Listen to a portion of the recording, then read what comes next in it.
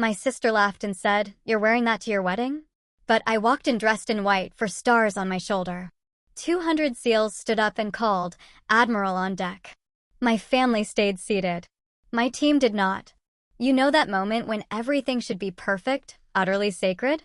For me, it was my wedding day. And that's when my own sister, Isabella, decided to remind me exactly what she thought of me. The heavy oak doors of the chapel stood sentinel, muting the excited murmurs of 200 guests inside.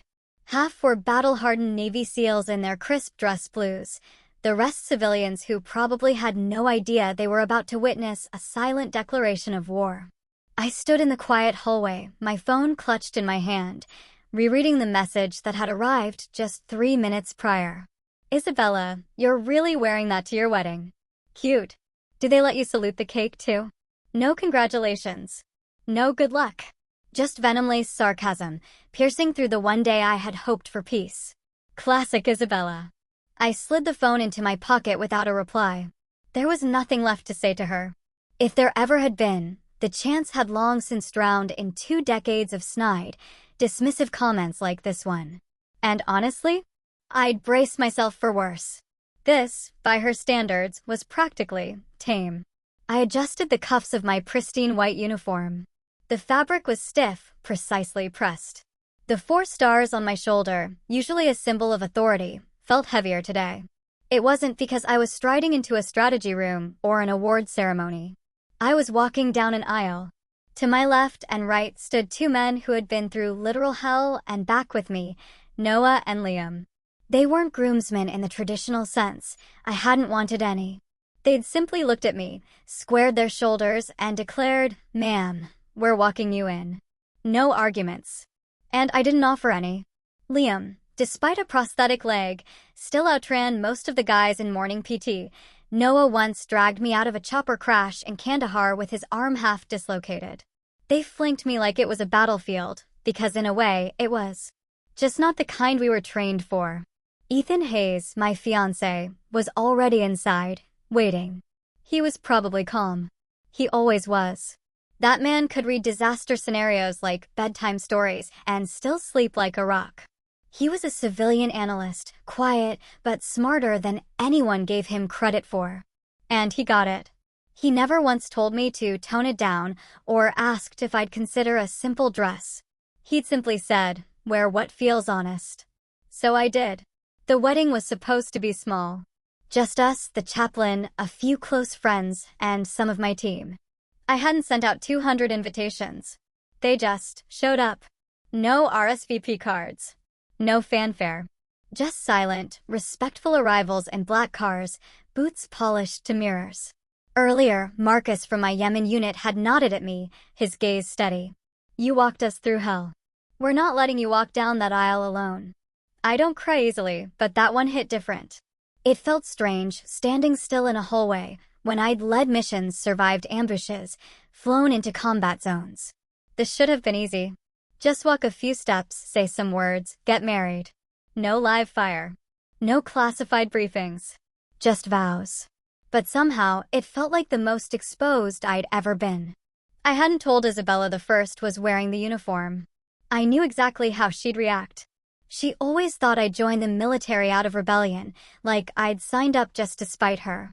Truth is, I did it because I couldn't picture myself anywhere else. But Isabella never got that.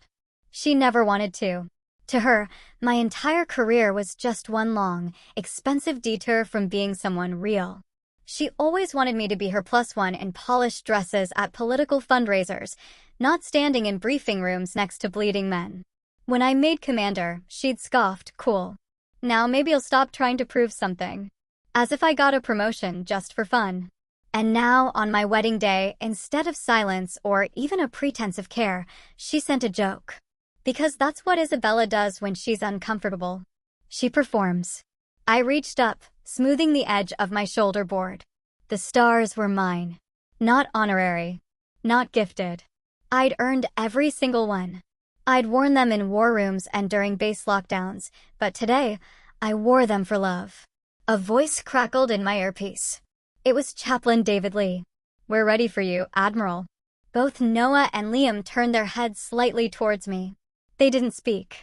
They didn't need to. My heels clicked against the tile as I stepped forward. The weight in my chest wasn't nerves. It was 20 years of service. 2 decades of silence from my own sister. And a room full of men who had every reason not to be here, but came anyway. I passed the chapel threshold. The air inside was still. Then I heard it. One voice. Firm. Admiral on deck. And every single man in uniform stood. I didn't smile. Not even then. There was a warmth in my chest, yes, but it wasn't joy. It was something sharper, something I'd carried since childhood and learned never to show. The first time I realized Isabella hated me wasn't over a fight or a broken toy. It was at the dining table. I was 6. She was 10. And I had just corrected her on the capital of New Mexico. She kicked me under the table so hard my fork hit the floor, then smiled at our mom like she was proud of me for being curious. That's how she played. Sabotage disguised as sisterhood. By middle school, she'd mastered the art of silent sabotage. If I got a certificate for good behavior, she'd roll her eyes loud enough for the whole dinner table to feel it. If I made the honor roll, she'd accidentally forget to pass on the flyer. And every time she won something, and she always did, she made sure to thank Mom and Dad loudly for raising a real winner. They adored her. Or maybe they were just exhausted.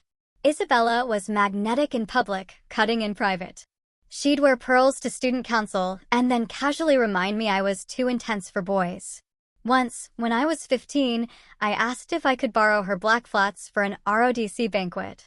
She handed me the box, then told her friends at school I'd worn funeral shoes to a dance. I found out the next day when someone taped a dead flower to my locker. Mom was the buffer. She'd slip me poetry books, tell me storms made strong birds, not broken ones. Dad was neutral at best. He worked long hours for the defense contractor Lockage and Yates, treating parenting like a weekend command post. He liked order, silence, and results. Isabella gave him all 3. I gave him questions, attitude, and ambition, not the right kind. Either not the kind he thought belonged to women, or not the kind he thought belonged at all. But the moment I truly understood how far Isabella would go came during senior year. I decided to apply to the U.S. Naval Academy. I didn't ask for her approval. I didn't even tell her until after I mailed the application. She laughed, said, "You in uniform? What are you going to do? Yell people into submission." Then, one day, my acceptance packet didn't arrive. The academy said my transcripts were never submitted. I knew I'd sent them. I tore apart my room. My email, my folders, nothing. A week later, Mom pulled me aside. She'd found a sealed envelope with my transcripts in Isabella's desk drawer. I confronted her. She shrugged, said, "I didn't think you'd actually go through with it." Like she was doing me a favor. Like she knew better. We didn't speak for 2 months. Not that it mattered. I reapplied, this time making sure everything was tracked and confirmed. When the second packet came, I opened it on the porch by myself. I didn't tell Isabella. I didn't even tell my parents. I just circled the date in my calendar, packed my things, and left for Annapolis.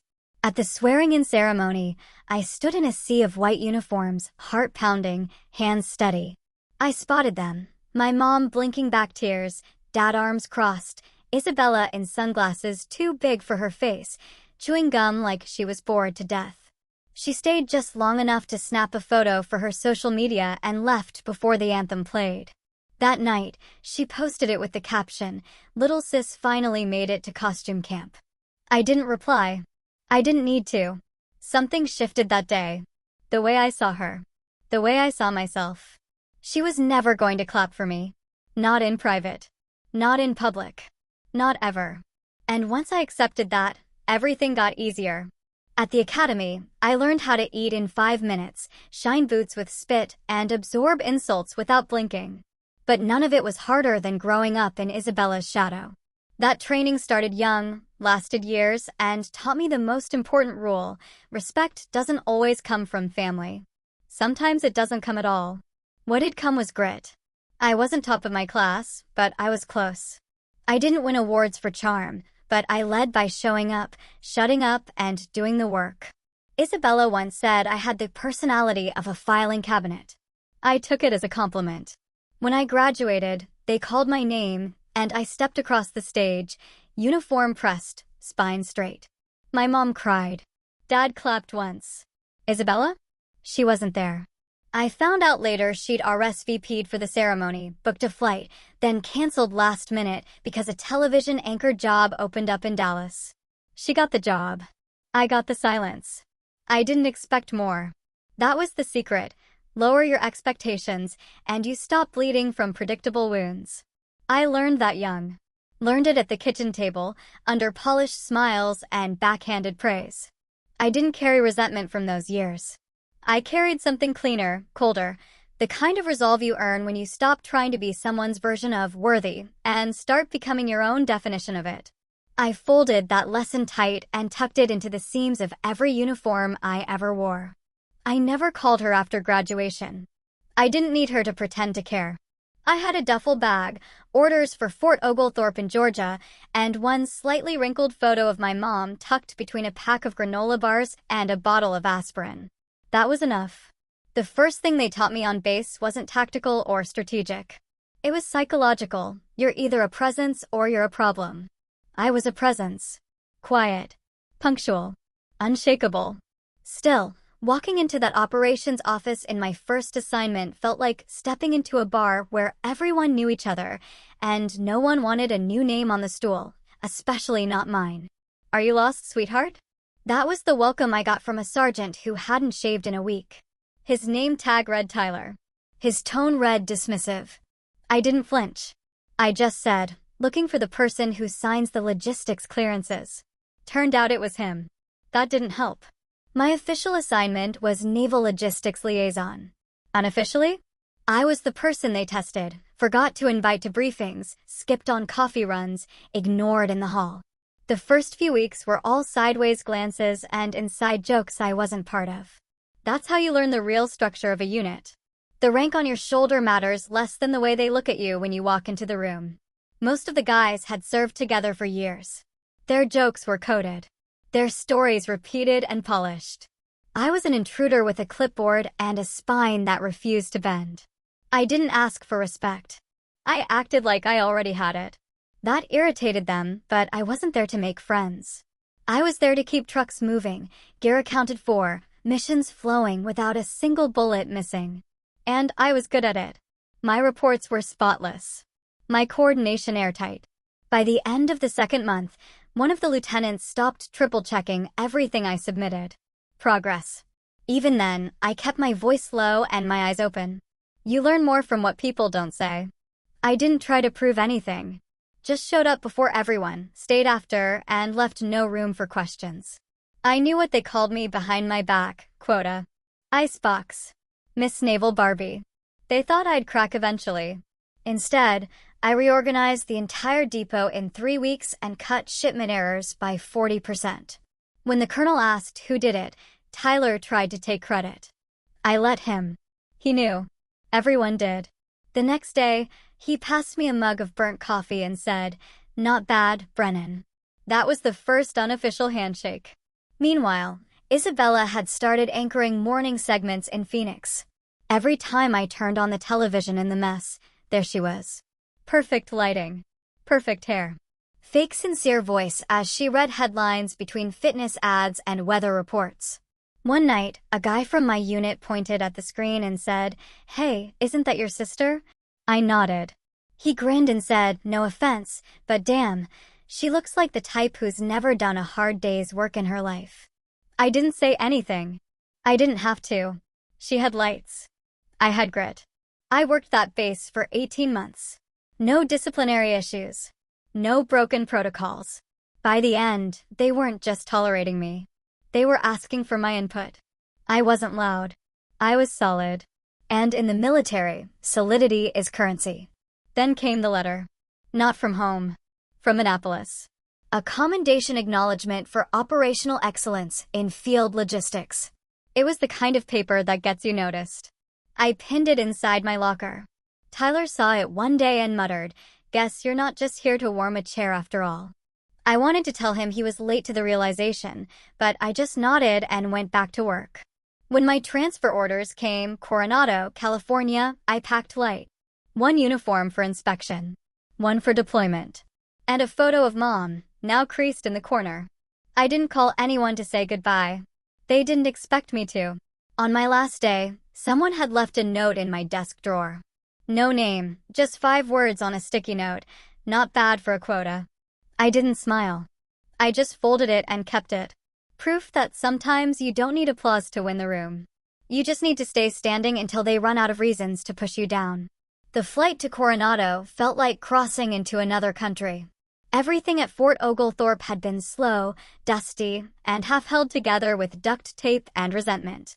Coronado was sharp, fast, and humming with the kind of intensity that made people talk with clipped vowels and walk like they had somewhere more important to be.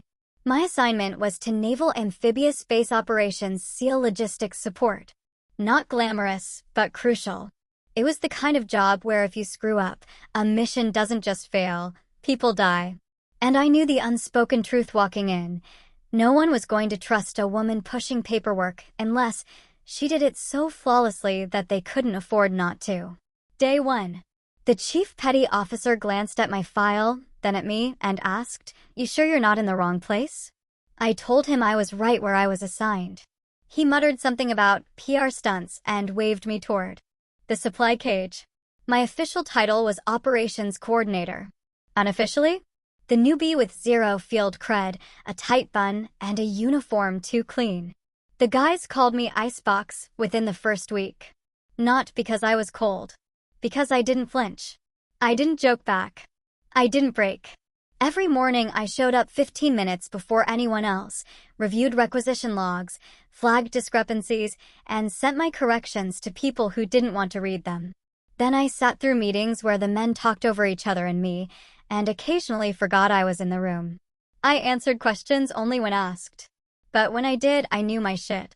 Fast. Accurate. No filler. There's a thing that happens in environments like that. When you're quiet, they assume you're weak. Then you make one decision that saves their asses. And suddenly, you're not invisible.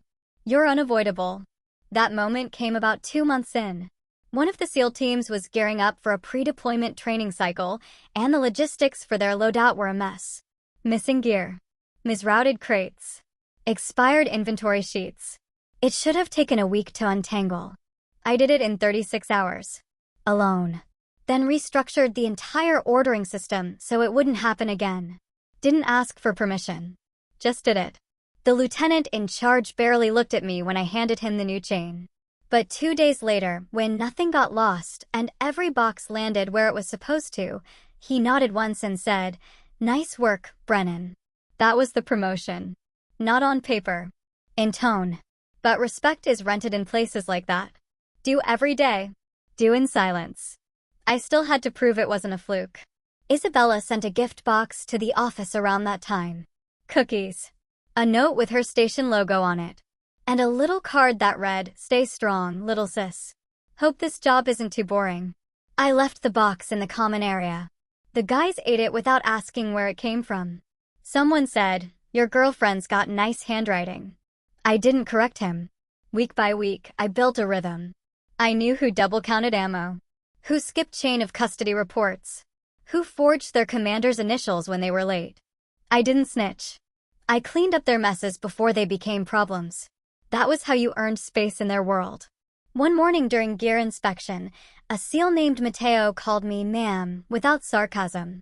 I almost missed it, but it landed. Things were shifting.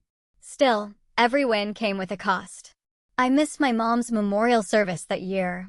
Isabella sent pictures from the family gathering. Everyone looked color-coordinated and over-polished. I looked at the photos for 2 minutes tops, then filed them into the trash. I'd sent flowers. I hadn't heard back. The base didn't care about my grief or my sister or the fact that I hadn't spoken to my father in 6 years. That was part of the draw, honestly. The military didn't ask who you were when you arrived. It waited to see who you'd be under pressure.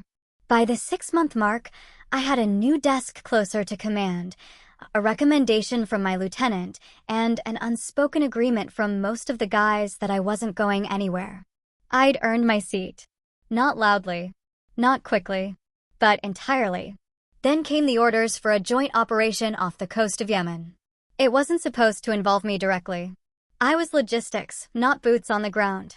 But things don't always go to plan, especially in places where everything moves fast and silence carries the heaviest weight. The only reason I was even near the flight line that day was because the operations lead had forgotten to file a secondary manifest, and no one trusted the new kid with paperwork anymore except me.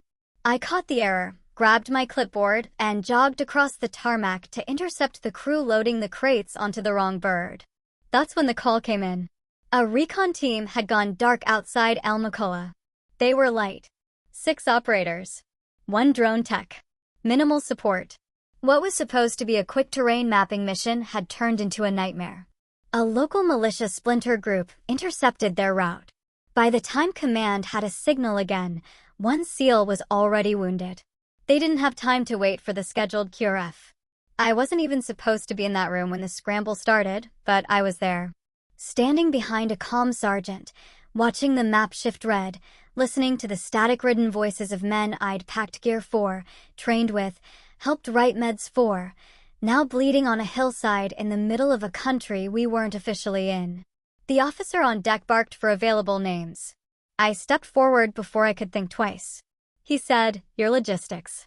I said, "I've trained with this team. I know their extraction codes, and I passed my weapons recall 3 weeks ago." He looked at me hard, then waved me in. That's how fast it was. We geared up, loaded in, and launched within 20 minutes. The desert at night is blacker than anything you'll ever see. It's not just darkness, it's a kind of silence that makes sound feel out of place. We dropped fast and dirty. No lights.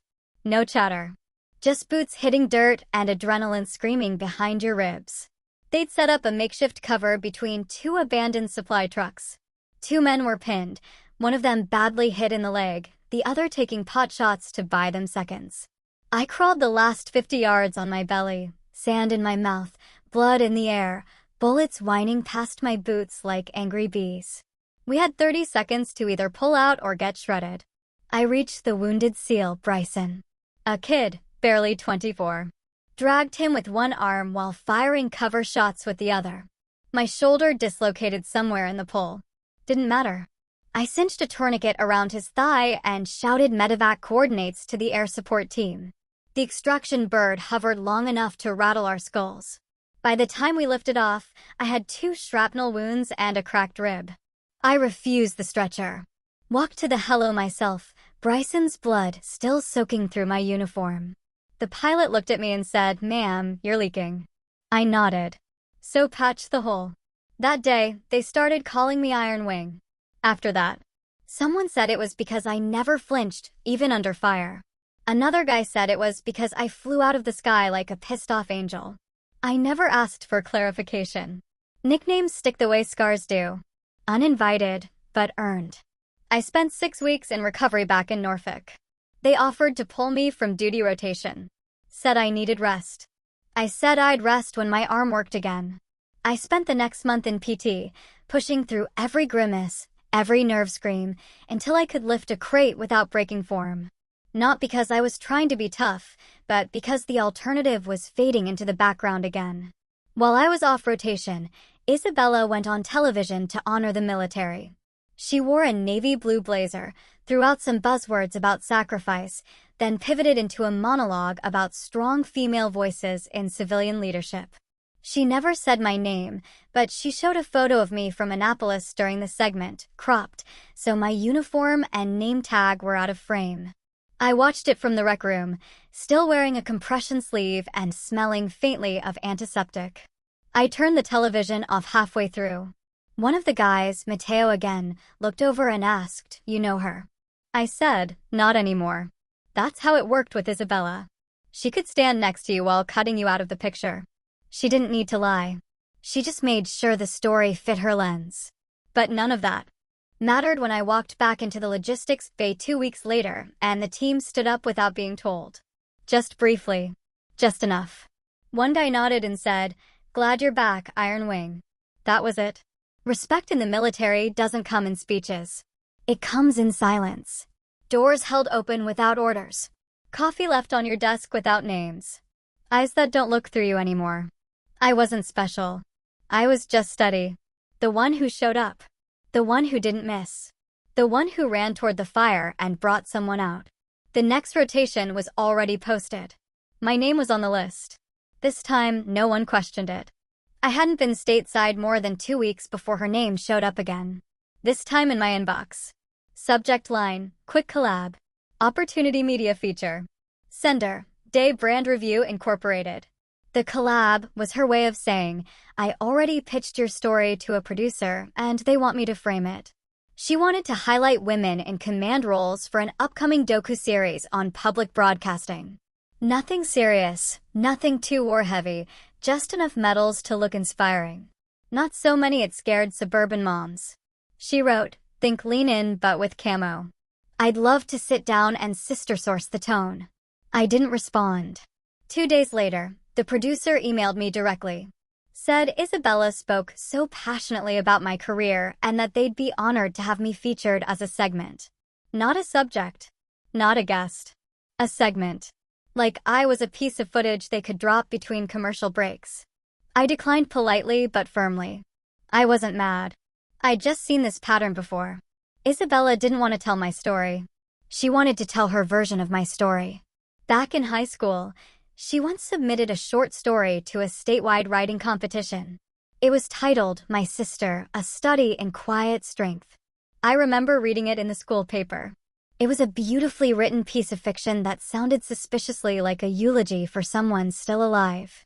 She described me as stoic, background, reliable, and then compared me to a folding chair at Thanksgiving. Always there. Never noticed. Holds up the weight, but never gets asked to dance. Even back then, I could hear her voice behind the compliments. So, when she posted the teaser trailer for the docu-series 2 weeks later, I wasn't surprised. She'd gone ahead without me. The segment opened with a slow pan of women saluting. Then cut to Isabella standing in a minimalist studio, talking about her sister, the Admiral, as if I were an abstract idea. She never used my name. She didn't have to. She just said things like, some women lead with vision, others with silence. My sister. She does both. And I've always tried to bring her story to light. Like I was some artifact she dug out of storage. The worst part wasn't the footage. It was the people who started reaching out afterward. Old college acquaintances. Former neighbors. Even my 3rd grade teacher. All messaging to say how proud they were after watching Isabella's piece. Not because of me. Because of how she had told it. And Isabella? She sent a follow-up email. No subject line. Just one sentence. See, we made a great team. That week, I was up at Fort Dalton, overseeing a transitional training module for incoming junior officers. One of the guys from SEAL Team 5 pulled me aside. Big guy. Tatted sleeves.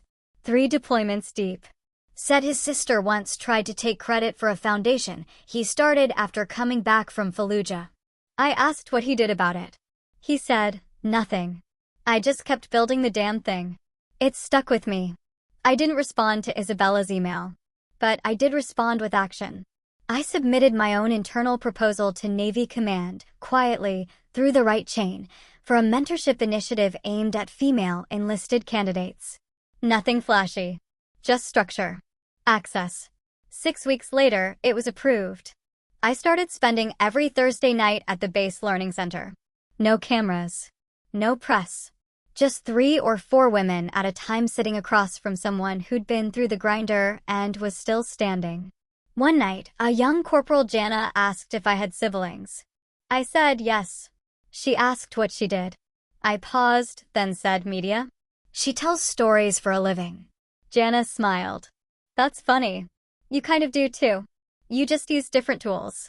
It wasn't meant to be deep, but it landed. Because while Isabella was on NPR describing my leadership in poetic half-sentences, I was teaching young 19-year-olds how to read tactical terrain and hold a perimeter without panicking. I didn't need a spotlight. I needed a damn working flashlight. And for once, I had it. And just when I thought I'd finally found a rhythm that made sense, the notifications started lighting up on my phone like a bad omen. The first text said, "Ma'am, it's Corporal Briers. Just checking if this email is real." It came at 0217. I was still up, sorting through intake reports for the mentorship program. I had no idea who Briars was, but something about the timing didn't feel random. I replied, "Go ahead and forward it. I'll confirm." What he sent was a PDF attachment. The subject line read, "Final note, Tyler J. Rowan." Tyler J. Rowan had been one of ours. SEAL candidate. Passed every physical threshold we threw at him. Sharp mind, sharper instincts, barely 24. I hadn't seen his name in months. Not since his last performance eval. But the report hit like cold water. He took his own life at home. No note left for his parents. No letter to a friend. But in a secure draft folder on his old base email account, they'd found something. Just a few lines, saved but never sent. "I know Admiral Brennan doesn't know who I am, but she changed the way I thought about this place." When she spoke, I didn't feel like a mistake. That meant something. "Please tell her thank you." No punctuation. No sign-off. I sat back, completely still. There was no right protocol for something like that. You don't call their family. You don't forward the message to the chaplain. You just read it. And carry it. I printed a copy, folded it once, slid it into the front pocket of my uniform binder, right behind the first deployment orders I ever signed. The next morning, I walked into the command office and requested an emergency review of the SEAL mental fitness structure. You'd think after 20 years, the Navy would have nailed this. But what we had was a scattered checklist and a pamphlet with a hotline that half the unit didn't trust. I wasn't interested in therapy brochures. I wanted human contact. Monthly check-ins, scheduled and enforced. One-on-one sit-downs, not checkboxes. The paperwork pushback was instant. Logistics, manpower, risk assessment, everything but logic. But I kept going. Because I wasn't doing this for a system. I was doing it for a kid I never really knew, but who for one moment thought I saw him. And apparently, others felt it too. That week, 2 more anonymous notes found their way into my inbox. One was scribbled on the back of a torn cafeteria schedule and scanned. The other was typed in courier font, like someone was scared to attach their real writing style. Both said the same thing. "Thanks for saying it out loud in that training room." We didn't know anyone saw us. No names. No ranks. Just echoes. I shared them with no one except for Lieutenant Jack Baines, my second in command, and one of the few people I trusted to call me out when I was being too polite for my own good. He read both messages, handed them back without a word, then said, "We're losing more to silence than to combat." That's a leadership failure. Not yours. There's truth in that. So, we started building something under the radar. We called it Operation Glasshouse. Weekly peer-led check-ins. No command structure. No salutes. Just a room, coffee, a closed door, and honesty. We made it opt-in, then quietly made sure every team leader opted in first. By month 3, participation was at 84%. There were no selfies. No tweets. Just people breathing easier. Isabella, meanwhile, posted a video of herself at a panel in San Diego talking about the emotional resilience of women in leadership. With my image blurred behind her on a slideshow, she captioned it, "Proud to be related to this legacy." I didn't even flinch this time. I started to understand something. The loudest people weren't always the ones leading. They were just holding the mic. Real leadership, the kind that changed outcomes, not just optics, usually happened in rooms with bad lighting and dented mugs. Like the one I walked into on a Thursday night and found Corporal Avalon waiting. She stood when I entered, said, "You probably don't remember me, but you yelled at my squad last winter for losing track of formation timing during storm drills." I nodded. "Sounds about right." She smiled. That was the first time I realized someone expected me to get it right. Not just survive. We sat. Talked. Nothing deep. Just real. And it was enough. The binder with Tyler's notes stayed in my office drawer after that. Unopened, but always nearby. Not as a symbol of loss, but as a reminder of how little it takes to be remembered for showing up. And when the memo from SEAL Command landed on my desk, requesting I take over direct oversight of SEAL Team 9, the only thing I thought of wasn't the rank or the logistics or even the new ops tempo. It was the fact that I now had a seat at the exact table that used to ignore people like Tyler. And I had no plans to waste it. The first time I stood in front of SEAL Team 9, nobody clapped. It wasn't cold. It wasn't disrespect. It was calculation. I wasn't what they expected, especially not for command. They looked at me like I was there to pass time, not orders. That didn't bother me. What did was how quietly they kept their distance. Not one asked about my record. Not one challenged my leadership face to face. They were waiting for failure, for permission to ignore me. So I gave them none. The base at Fort Miramar wasn't much. Just a converted training compound with gear that still smelled like 2009. The first order I gave wasn't strategic. It was structural. I ordered the break room remodeled. That's how I knew who was paying attention. Anyone who groaned about wasted budget didn't understand what I was doing. Culture comes before combat readiness. And a team that doesn't sit together won't bleed together. Week 1. I canceled 2 pre-scheduled war games and replaced them with unannounced night ops across the hills behind the training zone. I told them, we're not here to rehearse victory. We're here to find the first person who panics under pressure. That person wasn't who they thought. It was Lieutenant Brian Ness, 12-year vet, 2 combat citations, looked like a walking recruitment poster. But his flashlight battery died on the ridge and he lost bearings for a full 22 minutes. Didn't call it in. Froze. He showed up at my office the next morning expecting to be benched. I told him, you're staying. And next drill, you're leading. Because now you know the feeling and that means you'll watch out for it in others. That was the first crack in the wall. After that, the silence started to shift. I didn't try to be one of them. I didn't eat with them or joke with them during briefings. But I was always visible. I watched every exercise. I walked the perimeter instead of writing it. I showed up before they did and left after. The nickname started about 2 months in. Not in public. Just among the squad leads. Iron Hand. I heard it once. Half whispered behind me during debrief. I pretended not to catch it, but it stuck. We ran 2 full-scale joint op simulations that quarter. 0 serious injuries. Highest overall evaluation score in the region. SEAL Command took notice. So did the men. One night, after a late post-op report review, Chief Carlos knocked on my door. I thought it was paperwork. Instead, he sat across from me and said, "Permission to speak freely, ma'am?" I nodded. "You run us hard. Some think too hard. But nobody questions if you'd show up when it gets real." He didn't wait for an answer. He just stood, saluted, and left. A week later, a former squad leader named Dylan sent a transfer request, specifically requesting reassignment under my command. It was the first of 8. The request forms started stacking. Men with prior conflicts, disciplinary flags, or just reputations for being difficult. They weren't looking for a soft landing. They were looking for someone who didn't flinch when things cracked open. I didn't take all of them, but I reviewed every name. And when I built the new rotation schedule for deployment prep, I did something nobody expected.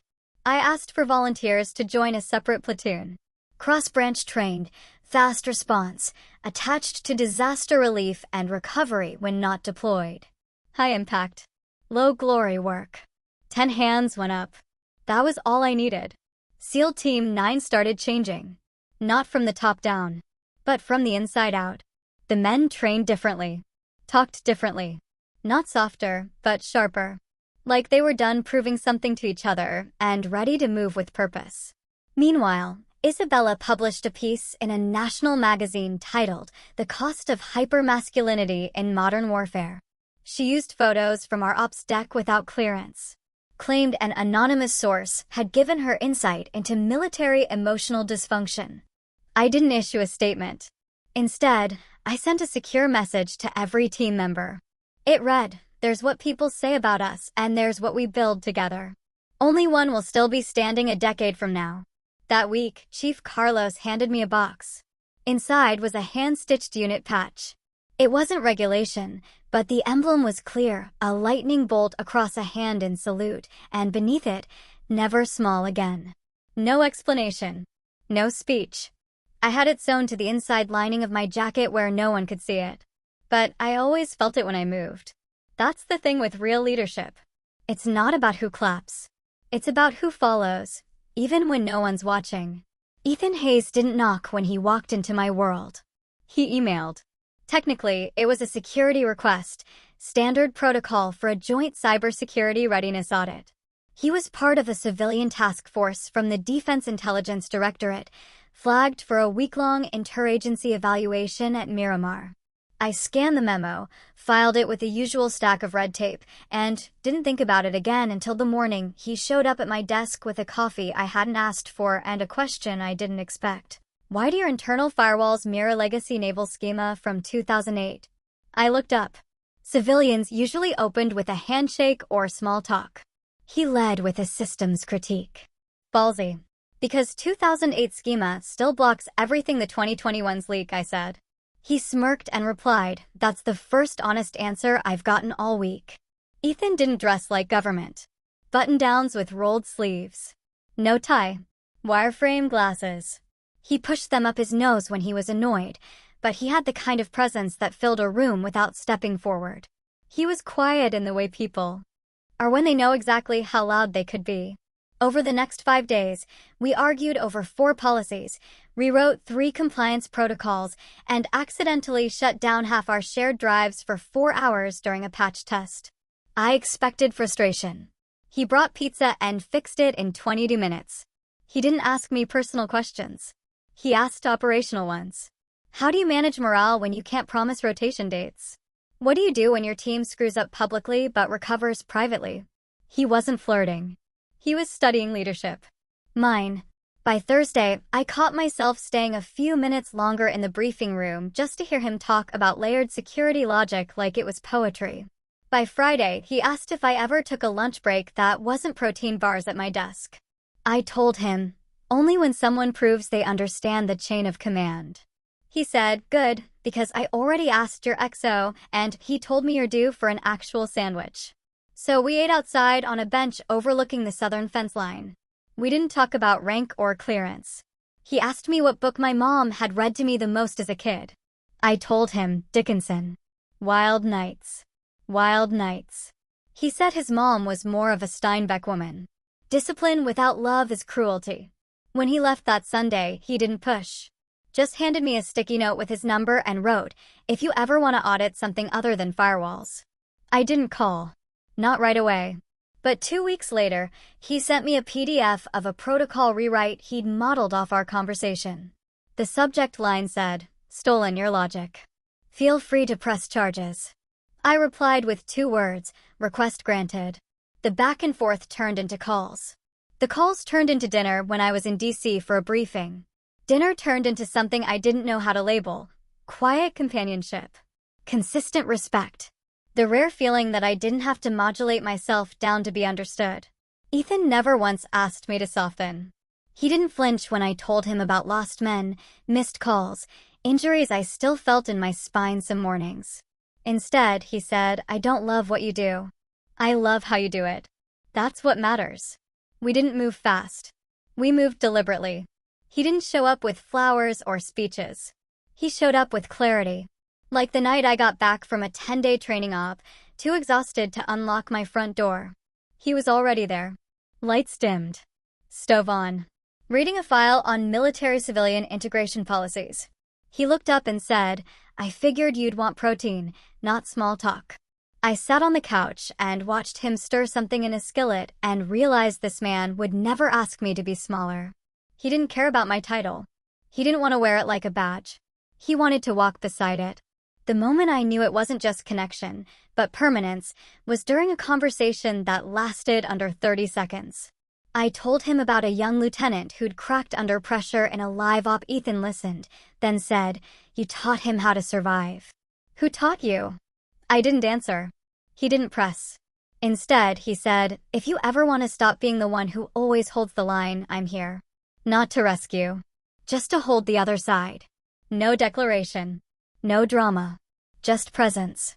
That was the night I looked at him and said, if you ever propose to me, do it like that. Quiet. Steady. No fireworks. He smiled, leaned back, and said, good, because I already ruled out skywriters. There wasn't a single moment when Ethan won me over. He didn't have to. He just stayed when most people blinked. He listened when others performed. And more than anything, he knew something nobody else had ever said out loud. I wasn't hard to love. I was hard to fake it with. And that meant he didn't try. The box arrived on a Tuesday. No return address. No card. Just a carefully folded ivory white dress uniform, pressed flat and still warm from the cleaner's steam. My name was stitched above the pocket. Rank insignia polished to a shine. Shoes wrapped separately. Inside the inner lining of the coat, someone had tucked a note. You've stood for everyone else. Now let us stand with you. It wasn't from Ethan. He'd already asked. Quiet. Simple. No kneeling. Just 2 coffee mugs and a question in the kitchen. What do you think about doing life officially? I said yes without blinking. We planned something small. Local courthouse. 24 guests. Light lunch afterward. No spectacle. No staged emotion. Just people who mattered. But then Isabella called. She started with pleasantries. Asked about venue details, dates, if I'd chosen a florist. Then came the line. I know you're probably doing that whole stoic uniform thing. I cut her off. Yes, Isabella, I am wearing the uniform. She gave a tight laugh. Well, I just think you might want to consider something more inviting. You know, to make people feel less like they're at a funeral. I didn't respond. I knew that tone. It was her polite way of saying, don't embarrass me. She wasn't even invited. Not officially. The RSVP email bounced. The last communication we'd had before that call was a forwarded link to her TEDx talk about feminine resilience in boardrooms. She'd used my photo again, this time with a voiceover about invisible women rising through hard structures. She didn't ask for permission. She just built her brand and used my shadow for contrast. 2 days after that phone call, she tweeted it. White background. Bold black font. Her face in the top right corner. Text overlaid on an image of a dress uniform. Nothing screams, marrying for control, like a woman showing up to her own wedding in government-issued fabric. #shills. It landed at 9:14 a.m. By 9:23, it had over 5,000 likes. By noon, it was on Instagram. A few gossip accounts picked it up, mocking the bridezilla with combat boots. Some of the comments were worse than the tweet. Guests love means never having to wear heels. Is this the military's version of cosplay? Imagine saluting your wife instead of kissing her. They didn't know who I was.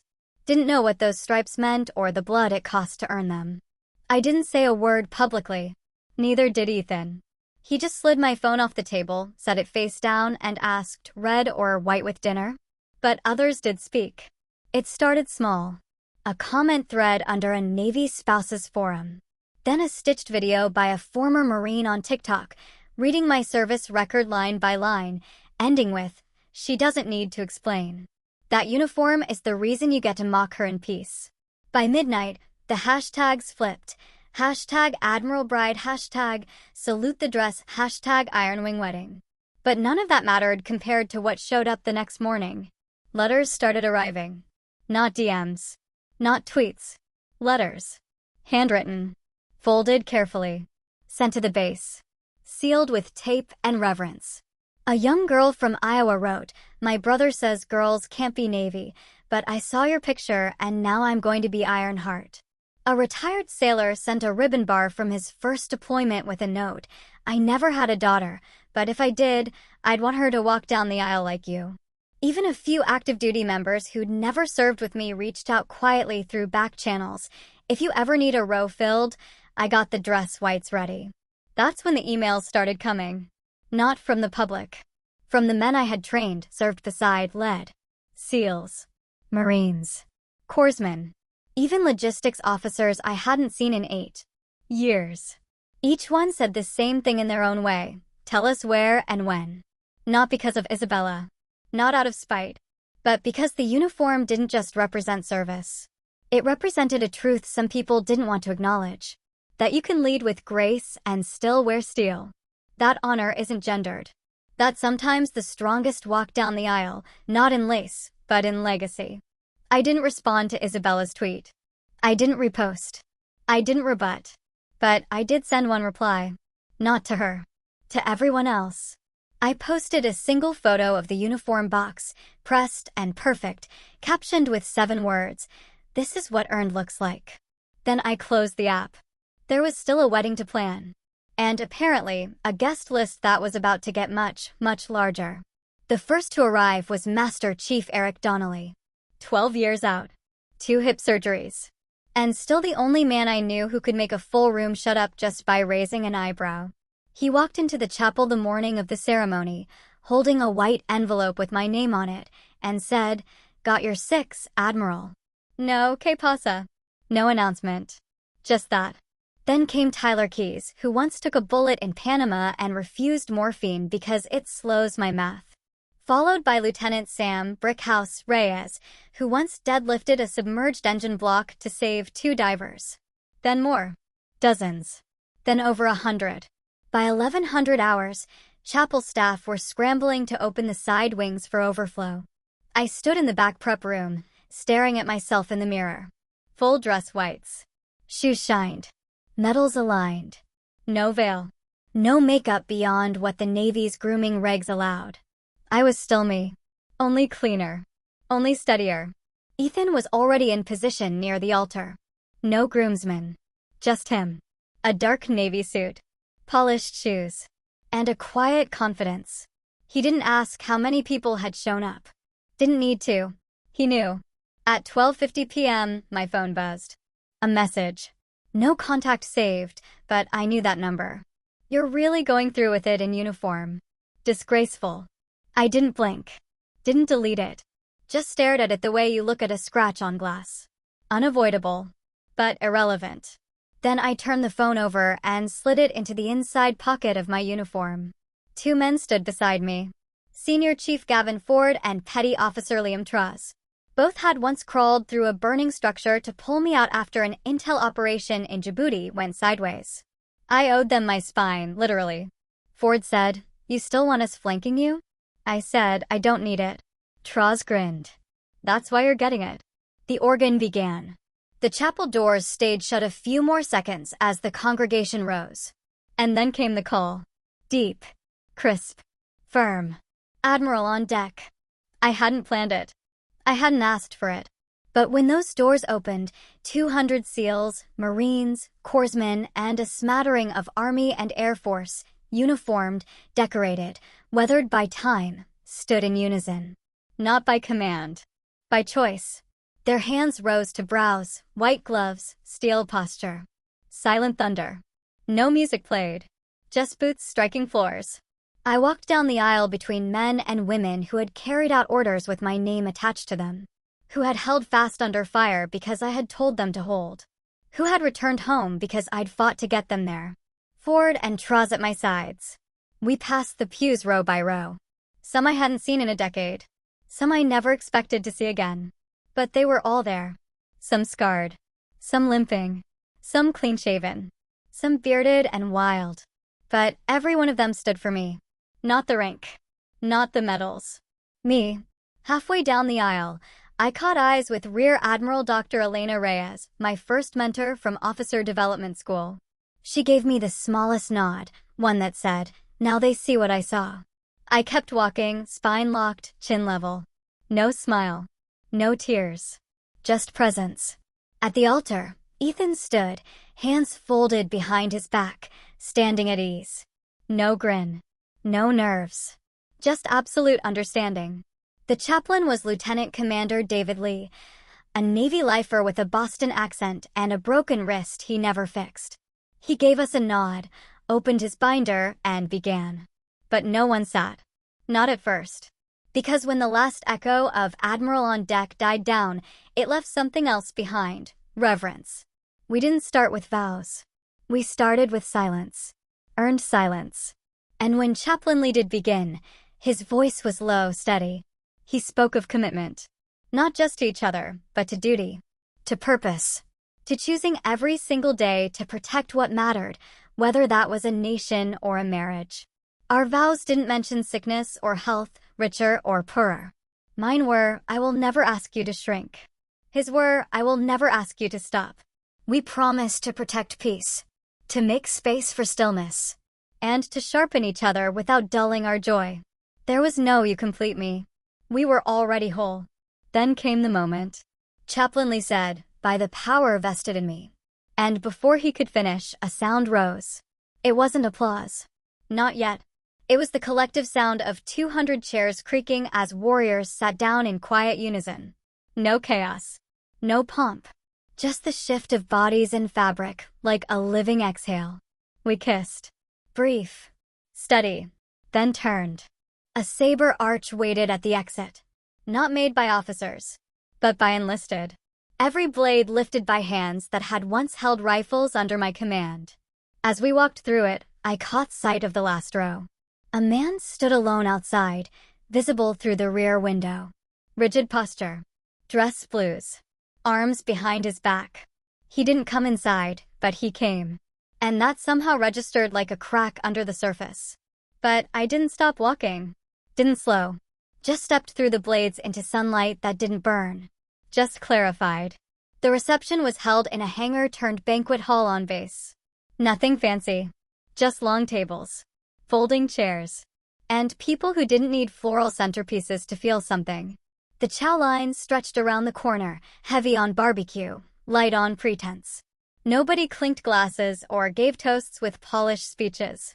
They just came up one by one, said what they needed to say, and left behind handshakes that felt like anchors. At some point, after the third plate of brisket and someone's off-key acoustic cover of Simple Man, I stepped outside. My dress whites were still flawless, but my hair had started to come undone in the breeze. I didn't care. It felt good not to care for once. The air was cool. Spring in North Carolina always had that sharp edge of salt from the coast. I stood by a railing overlooking the field where we'd held morning drills. Quiet now. Just crickets and the low hum of base generators in the distance.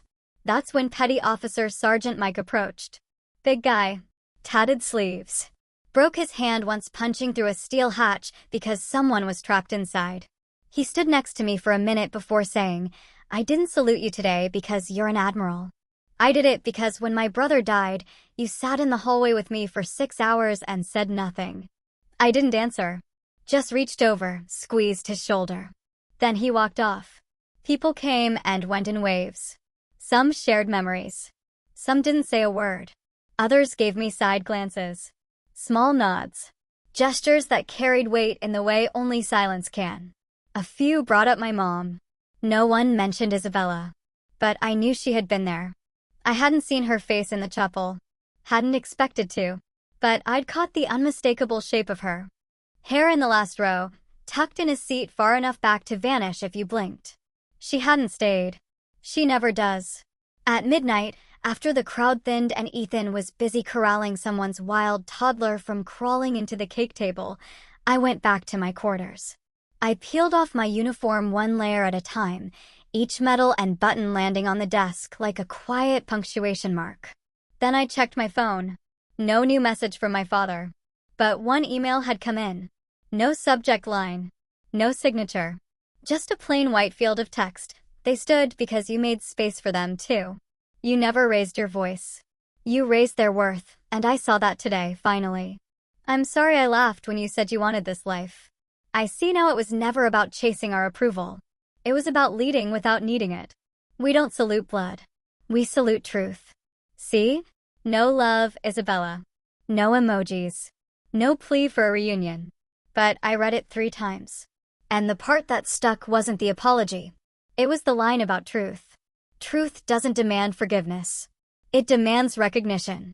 And maybe, just maybe, she'd started to recognize something in me that had always been there, but never fit her version of worthy. I didn't respond. I didn't forward it. I just left it there. Later that night, Ethan curled up beside me on the couch. He smelled like soap and bourbon and a touch of strawberry cake someone had smeared on his shirt during a hug. He asked, "Did your dad ever text again?" I shook my head. Then he said, "Did it matter?" I looked out the window where the base lights reflected off the tarmac.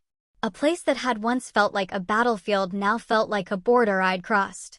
"No," I said. "Not the way it used to." And I meant it. The first thing I noticed from the stage wasn't the lights. It was the weight of 100 cadets sitting straighter when I stepped up.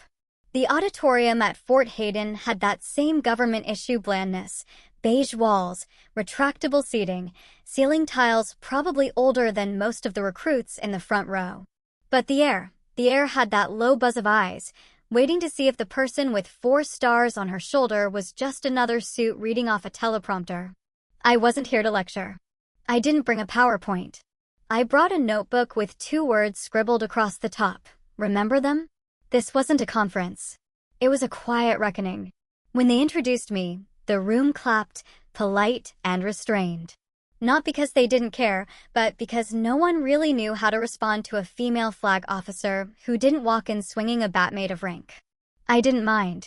I wasn't here to be liked. I was here to be honest. I started by telling them about Sergeant Mark Reynolds, the instructor who didn't show up for morning formation and whose locker was found full of unmailed birthday cards and a single note with my name on it. Then I told them about Lieutenant Sophia Khan, who got pushed out for emotional volatility when all she did was file a harassment report her superior didn't want seen. I didn't cry. I didn't raise my voice. I just told the truth. That leadership wasn't about medals or authority. It was about seeing people before they disappeared. About asking the hard questions when no one else would. About creating a culture where toughness didn't mean silence and professionalism didn't mean pretending you're invincible. The room was still. Then I said something I hadn't planned.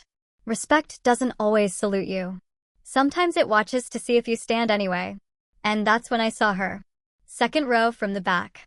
Sunglasses tucked into her blouse. Hair longer now, subtler makeup. But there was no mistaking her. Isabella Breenage. My sister. She didn't smile.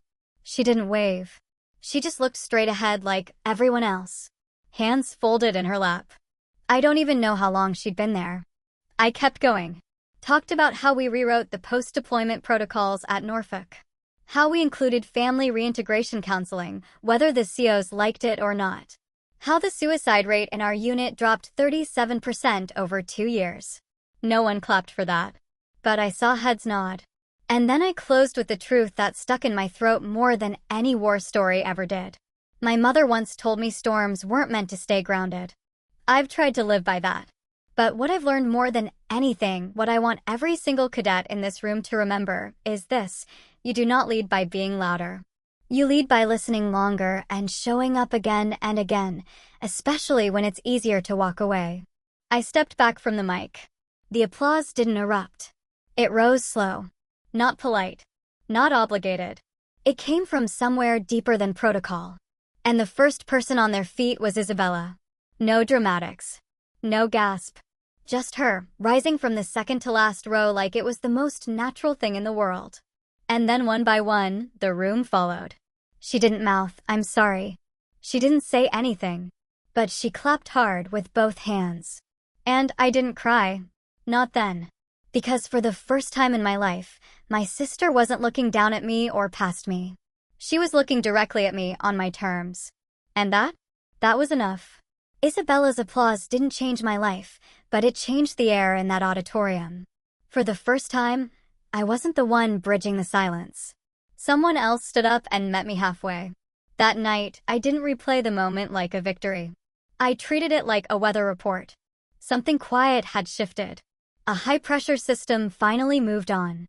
2 weeks later, I got the call from the Department of Defense. They were greenlighting the overhaul initiative we'd been pitching for years: joint operations reform, mental resilience integration, ethical command training from the ground up. And they wanted me to lead it. They didn't ask for a consultant. They asked for oversight, for vision, for a blueprint that could hold weight long after I retired. I didn't hesitate. I said yes. The first site we visited was Fort Burwell, a place I hadn't stepped foot in since my first deployment. Back then, I was the junior officer assigned to a team that didn't believe in women in charge unless it was a joke. Now, I walked into that same hangar wearing 4 stars. The senior chief at the gate saluted before I even reached him. Inside, the whiteboards were full of new training models I'd written. The instructors were fresh-faced, open-eyed, eager, but grounded. I walked past one classroom where a young woman in desert camo was leading a briefing on operational stress mitigation. Her voice was steady, confident, and sharp. She turned slightly when she saw me through the window. Her name tag read Patterson A. Avery Jacobs. I blinked. That name had weight. After the session, she came up to me. Didn't stumble over her words or try to impress me. My dad was Corporal Jake Jacobs, she said. You pulled him out of a wreck off Mogadishu. He said you saved more than his life that day. She paused, her gaze direct. He named me after you. I didn't know what to say. I just shook her hand, and she gripped mine like she meant it. That's what stays. The names that get passed down, not out of tradition, but out of impact. The leadership that echoes beyond your command. I traveled base to base for the next 6 months, watching the new model come to life. Units that used to burn out there. People now had embedded mental health officers. Evaluations included not just tactical metrics, but leadership empathy scores. Soldiers who'd never been listened to before now had a channel to speak up without risking their career. At Camp Monroe, a second lieutenant pulled me aside after a seminar. Ma'am, he said, I didn't think I belonged here until I read your training doctrine. I thought I was soft. Turns out I was just human. I told him that's the hardest thing to be in uniform. And then came the message from the White House. I'd been nominated for the Department of Defense's Excellence in Ethical Command Award. I wasn't sure I wanted it. Titles felt small after all this. But I accepted. The ceremony was hosted at the National Defense Auditorium in Arlington. Packed house. Officers. Civilians. Cadets. Brass. Ethan sat in the front row. So did someone else. My father. He didn't sit tall like he used to. His shoulders were a little slouched, his hair thinner. But he wore a gray suit, not his uniform. No medals. No ribbons. Just himself. He stood when I walked on stage. So did half the room. The applause was fast, loud, and unrelenting. But it wasn't the clapping that stuck. It was the moment I looked right at him, and he didn't look away. When I reached the podium, I didn't start with a quote or a joke. I just said, we can't control how we're raised. We can only choose how we lead. And I meant it. After the ceremony, I walked outside into the warm spring air. A line of cadets waited to shake my hand, and I greeted them one by one. Some gave salutes. Some gave smiles. A few even gave thanks. And then he stepped forward. My father. He didn't speak right away. Just took off his cap. Held out his hand. I'm proud of you, he said. Then quieter. And I'm sorry it took me so long. I nodded. Not because it erased anything. Not because I needed it. But because truth, when it finally arrives, doesn't have to be dramatic. It just has to be real. That night, Ethan and I ate leftover Thai food at home. Our boots by the door, his tie undone. I sat at the kitchen table, scrolling through my inbox. A message from a former SEAL blinked at the top. Still thinking about your wedding, ma'am? Never seen that many tough guys cry in one room. I smiled, showed it to Ethan. He read it, then asked, you going to write back? I typed, some salutes stay with you longer than silence ever did. Then I turned off the phone, leaned back in my chair, and let the quiet settle. Because in the end, revenge didn't look like payback. It looked like policy change.